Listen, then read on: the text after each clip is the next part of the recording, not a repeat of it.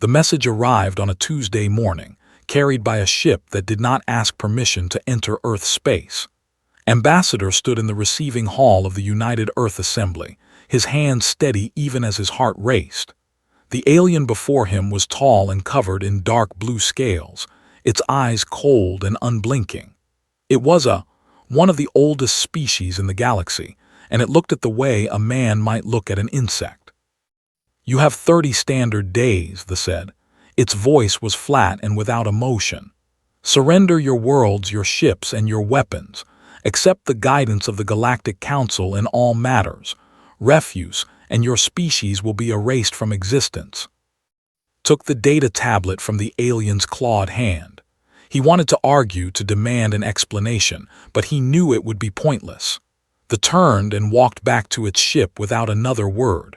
Within minutes it was gone, leaving only silence behind. 3 hours later, stood before the full United Earth Assembly. Every seat was filled. Presidents, prime ministers, generals, and scientists from every nation watched him with tense faces. He placed the data tablet on the podium and pressed play.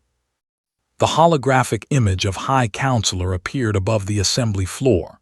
The leader was ancient, his scales faded to gray, but his voice carried the weight of absolute authority. "Humans," began, "your species has grown too quickly. Your technology advances without wisdom. Your expansion threatens the peace of the galaxy. The Council has watched you for 200 years, and we have decided that you cannot be trusted to govern yourselves. You will submit to our rule or you will be destroyed. There will be no negotiation. There will be no appeal. You have 30 days. The message ended. Silence filled the chamber. President Cole rose from his seat in the center of the assembly. He was a tall man in his 60s, with gray hair and calm eyes that had seen war and peace in equal measure. He walked slowly to the podium, and every eye followed him. "Play it again," he said quietly. Hesitated, then pressed play. The message repeated. Threats echoed through the chamber once more. When it ended, Cole stood still for a long moment. Then slowly he smiled. "They want us to kneel," he said. His voice was soft, but it carried to every corner of the room. "They want us to give up everything our ancestors built. They want us to become slaves." He paused and looked around at the assembled leaders. "I have a different idea." The vote took less than 10 minutes. Every nation, every colony, every representative voted the same way. The answer was no. Humanity would not surrender. That evening, Admiral received a call from the President himself. She was aboard the carrier Relentless, running combat drills near Mars, when his face appeared on her private screen. Admiral Cole said, "I need you on Earth tonight." Did not ask questions. She was in the President's office 6 hours later, still wearing her uniform, standing at attention before his desk. "Sit down," Cole said. He looked tired, but there was fire in his eyes. "We do not have time for ceremony." She sat. "What do you need, sir?" "The truth." Cole leaned forward. "Can we win this war?" Was quiet for a moment. She thought about the Council's fleet, the thousands of ships they commanded, the dozens of species that served them. She thought about humanity's 200 warships, scattered across 12 star systems. Then she thought about the projects she had seen in the classified files, the weapons no one was supposed to know about, the plans that had been decades in the making. "They have numbers," she said finally. "They have experience. They have controlled this galaxy for 10,000 years. "That is not what I asked." Met his eyes. "We have something better, sir. We have been preparing for this moment since the day we first met them. They just do not know it yet." Cole nodded slowly. "Then prepare our forces. You have full authority. Whatever you need, you will have." "And the people, sir, what do we tell them?" Cole stood and walked to the window. Outside, the lights of the city stretched to the horizon. Millions of people living their lives, unaware that their existence had just been threatened. "We tell them the truth," he said. "We tell them that monsters are coming and we are going to fight." The broadcast went out at midnight. Every screen on Earth and every human colony showed the same message. President Cole stood before a simple backdrop, the flag of United Earth behind him. "Citizens of Earth and her colonies," he began, "tonight I must tell you something difficult. The Galactic Council has demanded our surrender. They have given us 30 days to give up our freedom, our future, and our dignity. They believe we are weak. They believe we will break." He paused, and when he spoke again, his voice was hard as steel. "They are wrong. Humanity has faced extinction before. We have survived ice ages, plagues, and wars. We have climbed out of every darkness that tried to swallow us. We did not come this far to kneel before aliens who see us as nothing more than pests to be crushed. In 30 days, the Council will send their fleet. They expect to find a broken species, begging for mercy. Instead, they will find us standing together, ready to fight for every star we have claimed. I will not lie to you. The road ahead will be hard. We will lose people we love. We will face moments when hope seems impossible, but we will not surrender. We will not run. We will show this galaxy what humanity is made of. To the Galactic Council, I have only this to say: you have made a terrible mistake. You could have had us as friends. Now you will face us as enemies. And you will learn, as every enemy of humanity has learned, that we do not go quietly into the night. We do not kneel. The broadcast ended.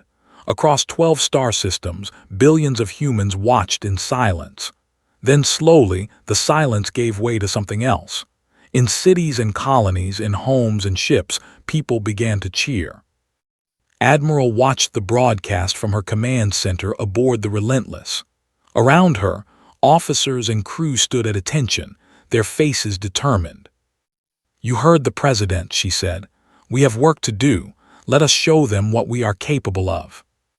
The war had not yet begun, but humanity was already smiling. They had been waiting for this moment longer than anyone knew.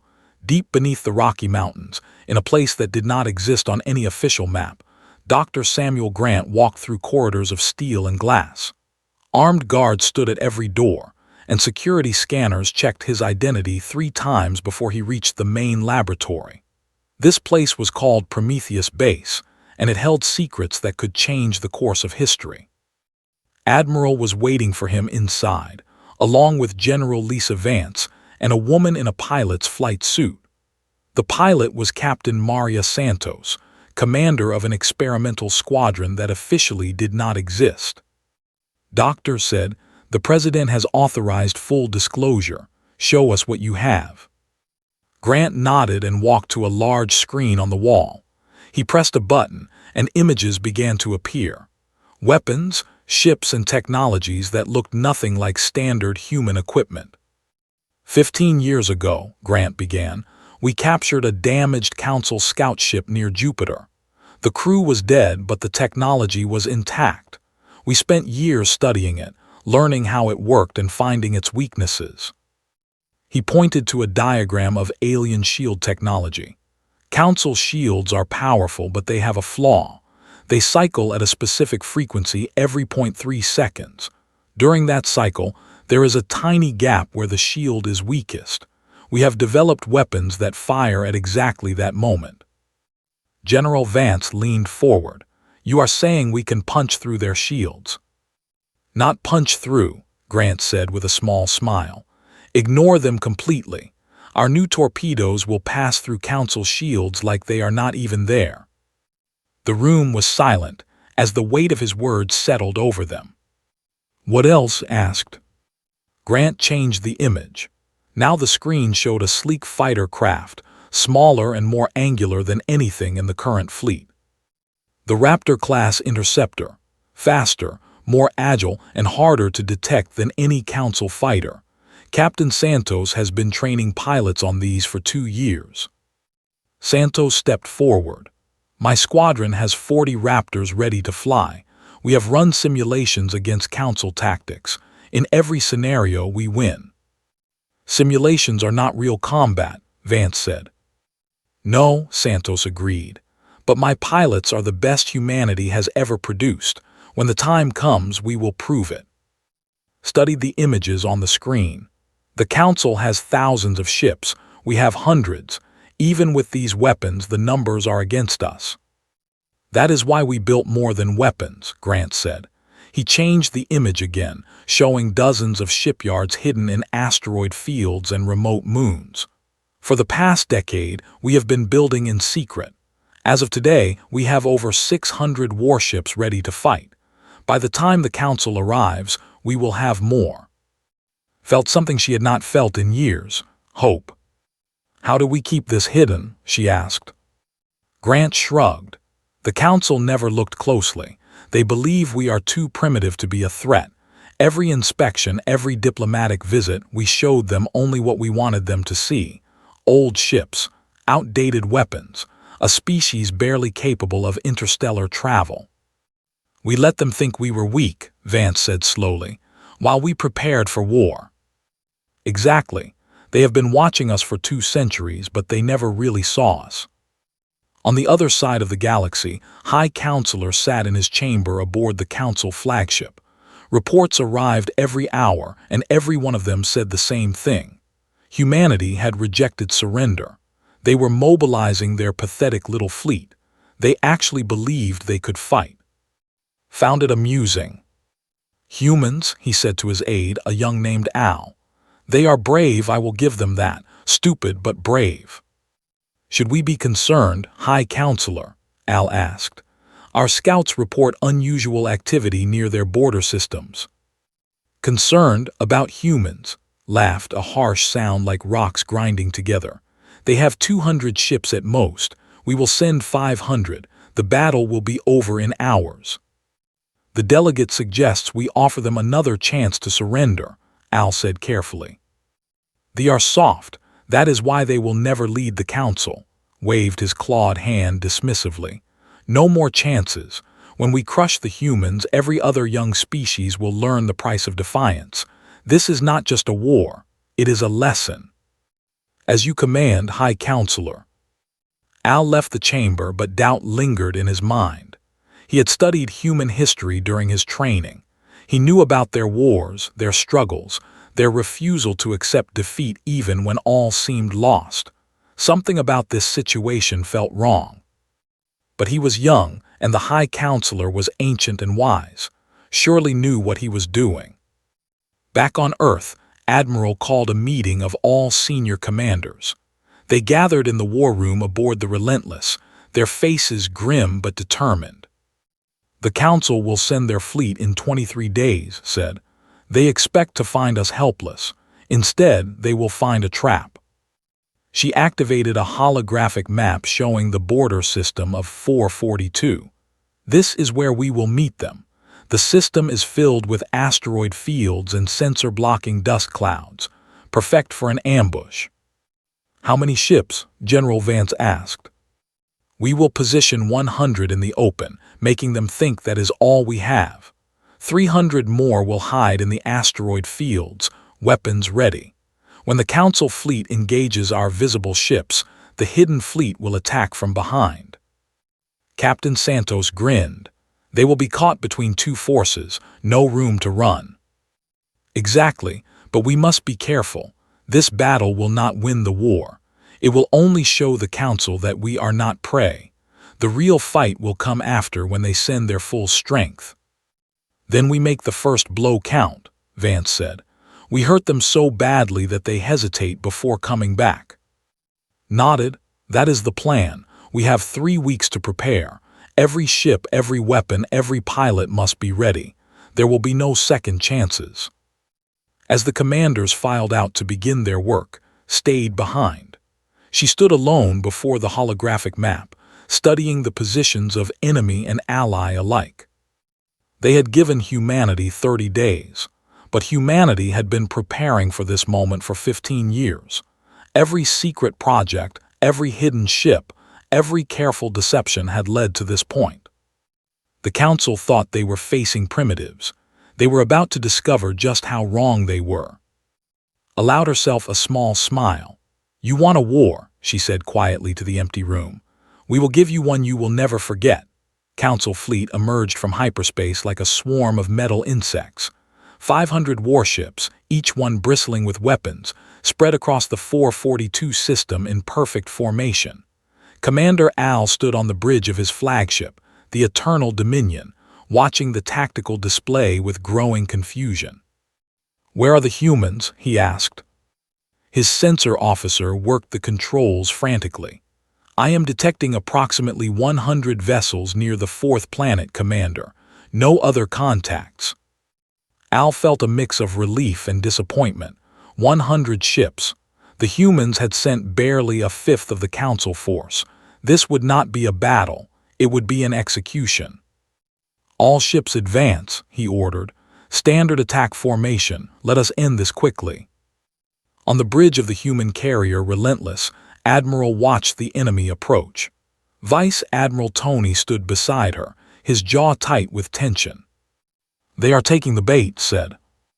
"Of course they are. They think we are fools," studied the display. The Council fleet was moving fast, eager to engage. They had no idea what was waiting for them. "Signal the fleet.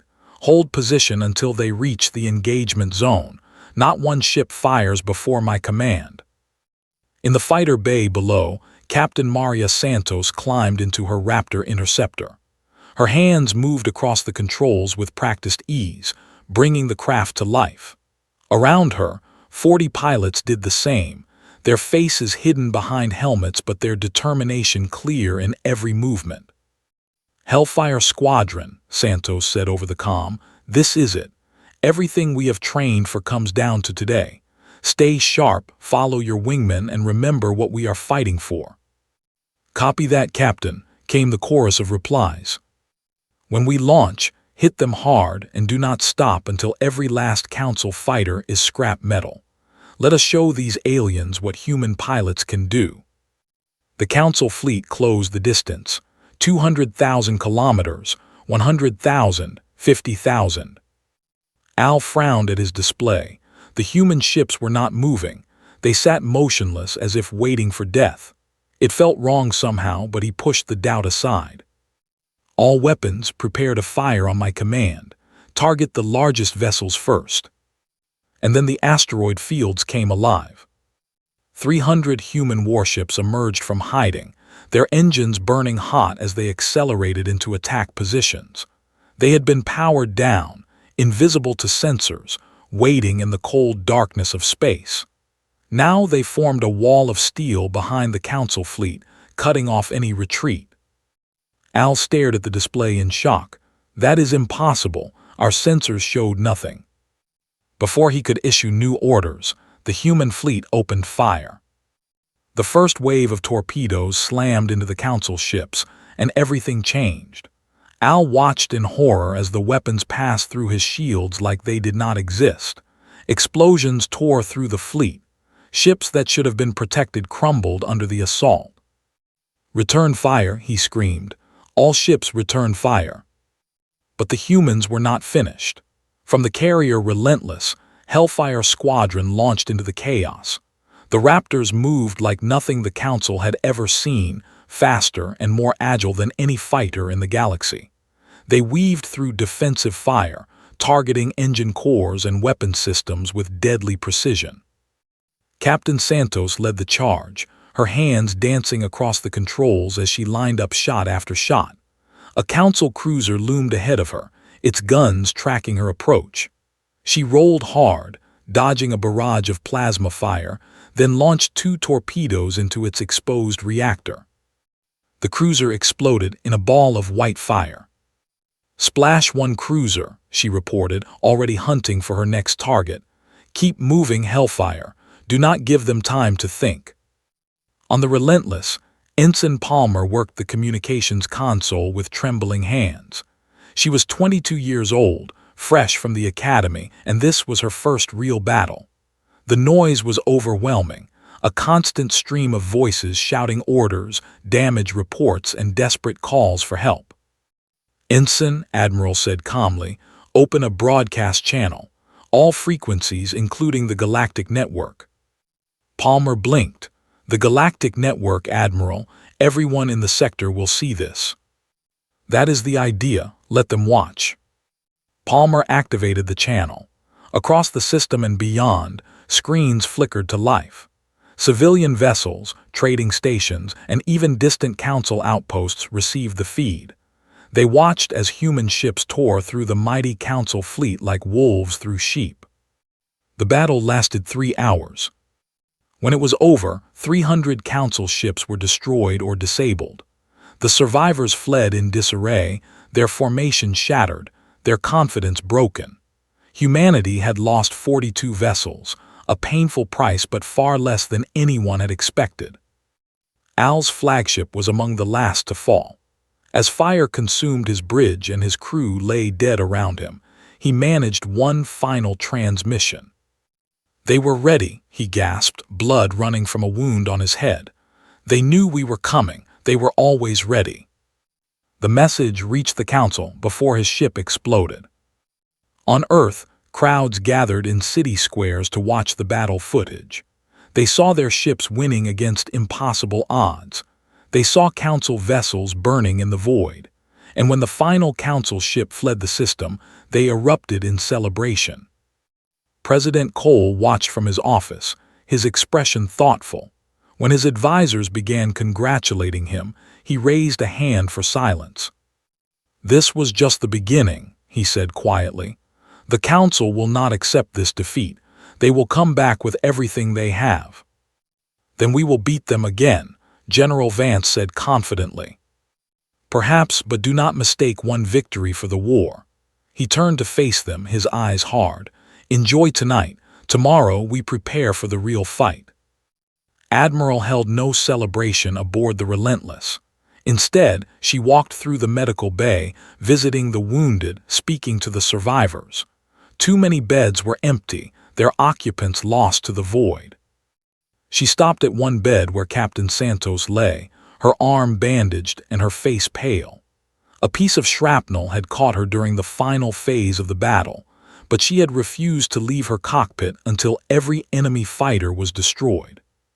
"You did well," said. Santos managed a weak smile. "We did what we had to do. How many did we lose?" "Too many, but far fewer than we would have without your squadron." "And the Council?" Looked out the window at the debris field still visible in the distance.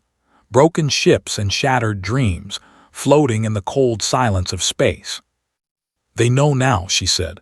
"They know we are not prey. They know we can fight." "Will that be enough?" "No, but it is a start." Across the galaxy, the Council received news of their defeat. For the first time in 10,000 years, fear spread through the halls of power. The primitives had not just resisted, they had won. Everything was about to change. The Council chamber had never known such chaos. 12 species, united for 10,000 years, now shouted at each other like enemies. High Counselor stood at the center of the storm, his ancient scales pale with fury. "We will send a larger fleet," he declared, his voice cutting through the noise. 10,000 ships. We will burn every human world to ash." "And lose 10,000 ships." Minister of the rose from her seat, her silver robes flowing around her. She was tall and slender, with large dark eyes that held no fear of the leader. "The humans destroyed 300 of our vessels in a single battle. How many will they destroy next time?" "They caught us by surprise. It will not happen again." "You said they were primitives. You said they would break. You were wrong." I looked around at the other delegates. "How many more times must we be wrong before we admit the truth? This war cannot be won." Slammed his clawed fist on the podium. "They have always been cowards. You would surrender to these insects." "I would make peace with a species that has proven itself worthy of respect. Unlike you, I learn from my mistakes." The chamber erupted again. Some delegates shouted support for, others sided with a. For the first time the unity of the Council was breaking. Far from the Council chamber, in a quiet corner of the galaxy, a secret meeting was taking place. Senator George sat across from Minister in a small room aboard a neutral trading station. No guards, no witnesses, just two people trying to find a way out of the darkness. "Your message surprised me," said. I did not expect the council to reach out. The council did not reach out. I did. A folded her long fingers together. There are those among us who believe this war was a mistake from the beginning. We warned that humanity should not be underestimated. He did not listen. And now he is afraid, though he will never admit it. He is assembling the largest fleet in our history, 10,000 ships drawn from every member species. He intends to crush you with overwhelming force. Kept his face calm, but inside his heart raced. 10,000 ships. Even with their new weapons, humanity could not defeat such an armada. Why are you telling me this? He asked. Because I do not want my people to die for pride. A leaned forward. They have no quarrel with humanity, neither do thee or the. We were forced into this alliance by threats. If we could leave without consequences, we would. Understood. The council was not as united as it appeared. There were cracks in the foundation, and he could widen them. What do you want? He asked. A promise. When this war ends and humanity stands victorious, we want to be remembered as friends, not enemies. You believe we will win? Smiled a strange expression on her alien face. I have studied your species, Senator. Your history is filled with impossible victories. You do not know how to surrender. Yes, I believe you will find a way to win. And when you do, I want my people to be on the right side. Considered her words carefully. This was the opportunity they needed. If he could convince 3 species to withdraw from the war, his fleet would lose thousands of ships before the battle even began. And stand aside, he said slowly, humanity will remember. When the new order rises from the ashes of the old, you will have our friendship and our protection. That is all we ask. They shook hands, an oddly human gesture that I had clearly practiced. The alliance against humanity was beginning to crumble. Back on Earth, Admiral received the news with cautious optimism. 3 species withdrawing meant 3,000 fewer enemy ships, but 7,000 remained, still an overwhelming force. We cannot meet them in open battle, she said to her commanders. Even with our advantages, those numbers would destroy us. Then what do we do? General Vance asked. We do not fight fair. Pulled up a star map showing council supply routes and shipyards. Their fleet needs fuel, ammunition, and repairs. Cut off those supplies, and even the largest armada becomes helpless. Captain Santos, her arm still in a sling from the last battle, studied the map. You want us to hit their supply lines. Raiding missions, quick strikes. Exactly. We cannot destroy 10,000 ships in battle, but we can make sure those ships never reach us. Every convoy we destroy, every shipyard we burn weakens them. By the time they reach our space, they will be hungry, tired, and scared. The campaign began within days. Small squadrons of human ships spread across enemy territory, striking where the council least expected. Fuel depots exploded in the night. Convoys vanished without a trace. Shipyards that had operated for centuries burned to nothing. General Ohm, supreme commander of the council military, watched his carefully laid plans fall apart. Every day brought new reports of attacks, new losses. His officers grew nervous. His soldiers grew fearful. The humans are everywhere, one of his captains reported. We cannot predict where they will strike next. Then guard everything, Ohm growled. We do not have enough ships to guard everything, Supreme Commander. Every vessel we use for defense is one less for the attack. Ohm knew the captain was right, but he refused to accept it. He had promised a swift victory. Now he was bleeding from 1,000 cuts, and the real battle had not even begun. On a human raiding ship, Colonel Frank Dawson led his Marines in another assault on a council supply station. The fighting was brutal but short. His soldiers moved through the station with deadly efficiency, planting explosives and downloading enemy intelligence. 5 minutes to detonation, his sergeant reported. Dawson nodded. Get everyone back to the ship. We disappear before they know we were here. As their ship fled into hyperspace, the station exploded behind them. Another victory, small but meaningful. Each one brought humanity closer to survival. Meanwhile, the cracks in the council widened. They announced their withdrawal from the war, citing diplomatic differences. The followed days later, when they pulled their fleet back to their home systems, rage could be heard across the galaxy. But there was nothing he could do. The council he had ruled for centuries was falling apart, and the humans were still standing. In her command center, Admiral received word of each withdrawal with quiet satisfaction. The impossible odds were becoming merely difficult. They still faced 7,000 ships, but that number shrank every day as the raiding campaign continued. "How long until Ohm moves against us?" she asked. "Our intelligence suggests 2 weeks," replied. "He cannot wait any longer. His fleet is already losing strength." "Then we have 2 weeks to prepare our final surprise." Looked at the tactical display, at the careful positions of human and enemy forces. "When they come, we will be ready, and this time we will finish it." The stage was set for the final confrontation. Humanity had fought with courage, cunning, and determination. Now they would face their greatest test, the battle that would decide the fate of their species. And they would face it together. The Orion Nebula burned with the light of 1,000 engines. General Ohm's fleet emerged from hyperspace in waves, 7,000 warships spreading across the void like a metal tide. It was the largest armada the galaxy had ever seen, a force meant to crush humanity once and for all. Ohm stood on the bridge of his flagship, the Wrath of Ages, watching the tactical display with grim satisfaction. After weeks of raiding, supply shortages, and political chaos, he had finally gathered his forces.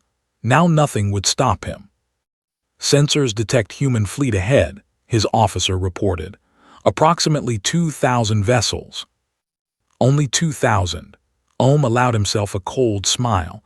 "Brave but foolish. All ships advance. Today we end this." On the bridge of the Relentless, Admiral watched the enemy approach. Her fleet was outnumbered more than 3 to 1.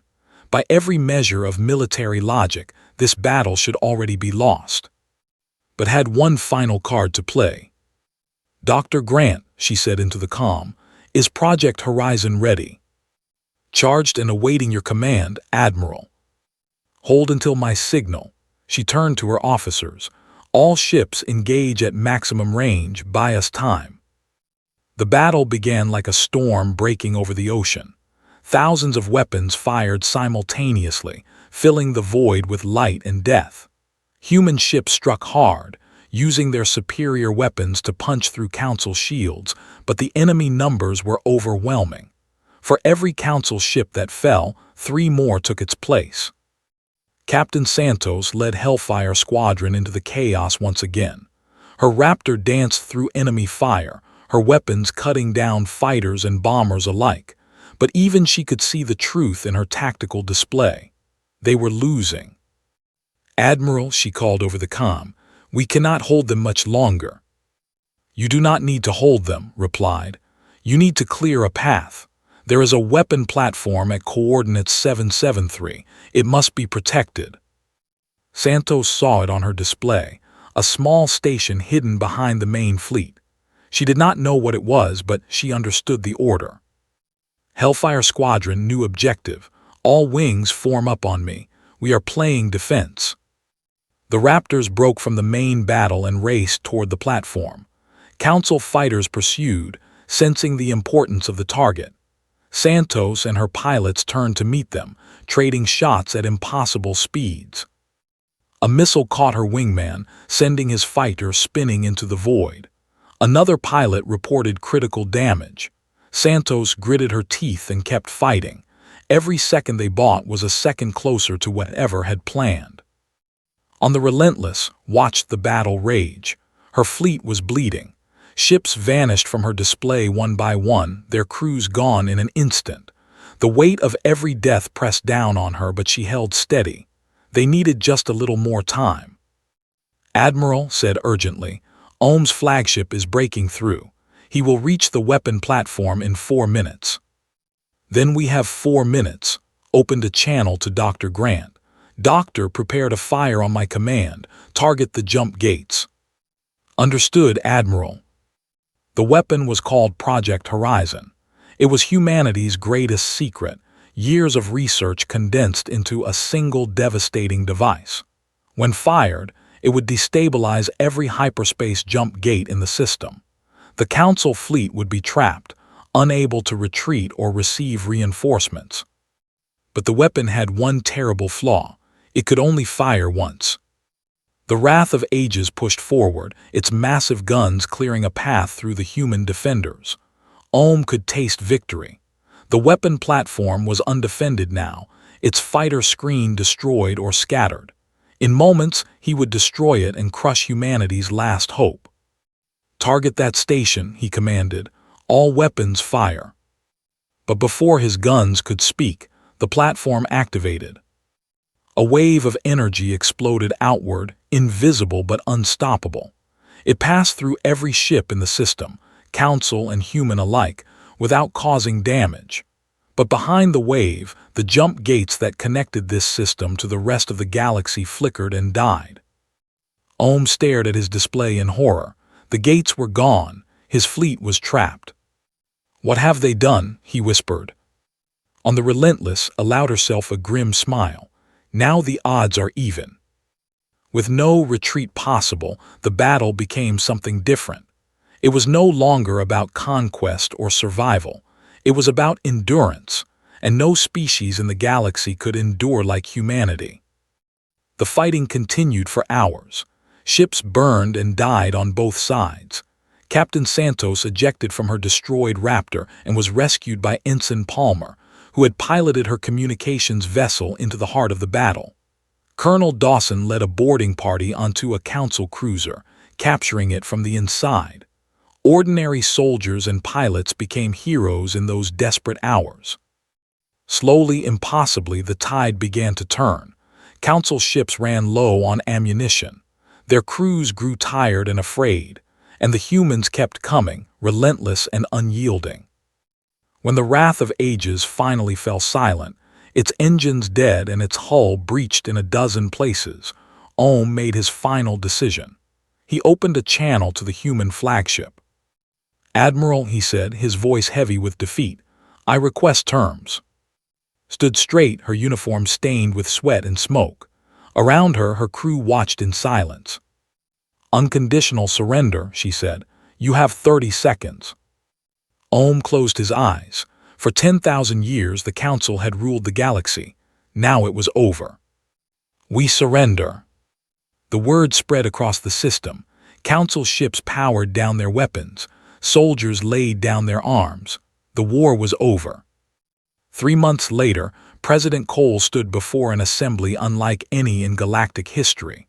Representatives from a dozen species filled the chamber, including Minister of the old Council was dissolved.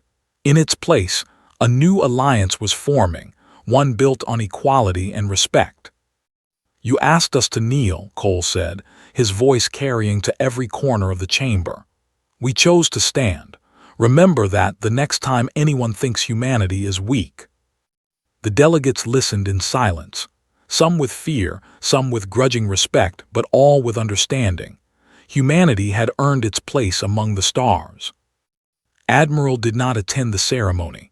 Instead, she stood in a quiet garden on Earth before a wall of names. Thousands of them carved in stone. The dead of the war, the price of survival. She touched one name, then another, whispering words of thanks and sorrow. These people had given everything so that humanity could live. Footsteps approached behind her. She turned to find Minister standing there, her silver robes rustling in the breeze. "Your species frightens me," said quietly. "You fight like no other. You refuse to accept defeat even when defeat is certain." "We had no choice," replied. "It was fight or die." Many species have faced that choice. They chose to die. Looked at the wall of names. You chose to fight and you won. That makes you dangerous. Does it worry you? A smile, that strange expression that looked almost human. No, because I have seen how you treat your friends. I would rather be your friend than your enemy. She paused. I think the galaxy has learned that lesson now. Looked back at the names on the wall. Soldiers, pilots, engineers, and countless others who had believed in humanity's future. We did not want this war, she said. We wanted to be left alone to grow and explore in peace. The council forced our hand.